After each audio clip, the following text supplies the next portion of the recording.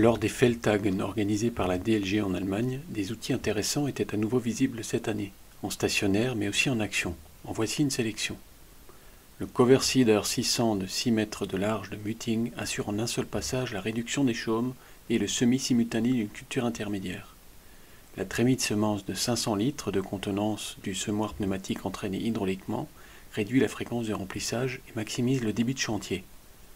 Le rotor à doublé hélicoïde avec contre-couteau réglable broie les chaumes et les résidus de récolte sont évacués du sol via l'effet d'aspiration. La semence est déposée puis la matière organique retombe dans la foulée en tant que matière broyée couvrante, conservant ainsi l'humidité du sol. Le Liquilaser de Duport est une machine spécialement développée pour l'injection d'engrais liquides. Il permet aussi d'injecter des insecticides, des herbicides ou de l'eau. Et ceci selon des apports de 200 à 1600 litres par hectare et à une profondeur d'environ 7 cm au maximum. Ce prototype dispose d'une rampe d'épandage de 15 mètres sur laquelle sont montées des roues à rayons selon un écartement de 25 cm. La citerne en acier inoxydable embarque 8500 litres. L'appareil peut aussi moduler les apports par tronçon grâce à un pilotage isobus et GPS. Le robot Farming GT peut être employé pour la lutte contre les adventices sur et entre les rangs, ainsi que pour la pulvérisation spot. Avec sa batterie et son moteur essence, il peut travailler 24 heures sans s'arrêter. Dépourvu de centrale hydraulique, l'appareil pèse 2 tonnes. Il dispose d'un entraînement électrique à 4 roues motrices et directrices. La voie peut être réglée entre 150 et 225 cm en une quinzaine de minutes. La direction est assurée à l'aide de caméras. Le robot s'appuie sur une base de données avec une centaine de types de plantes. Le constructeur annonce un rendement de binage de 10 hectares sur une période de 24 heures. Le dispositif d'extinction des feux Lochsteiner de Michalek peut être fixé au relevage avant d'un tracteur ou un chargeur muni d'une interface Euro. L'appareil d'extinction des feux est équipé d'un flexible de 20 mètres de long et d'une lance à l'extrémité de laquelle se trouve une tête de mélange. Jusqu'à 50 litres de mousse d'extinction peuvent être transportés, ce qui suffit pour un usage durant 5 minutes. Le Green Star de Saphir est une alternative au déchaumeur. L'outil est dépourvu d'entraînement actif mécanique ou hydraulique, mais est composé de rotors entraînés de façon passive lors de l'avancement et montés sur 2 rangées. Le sens de rotation des rotors avant est contraire à celui des rotors arrière. Via cet agencement et la conception symétrique des rotors, un travail sur toute la surface est possible.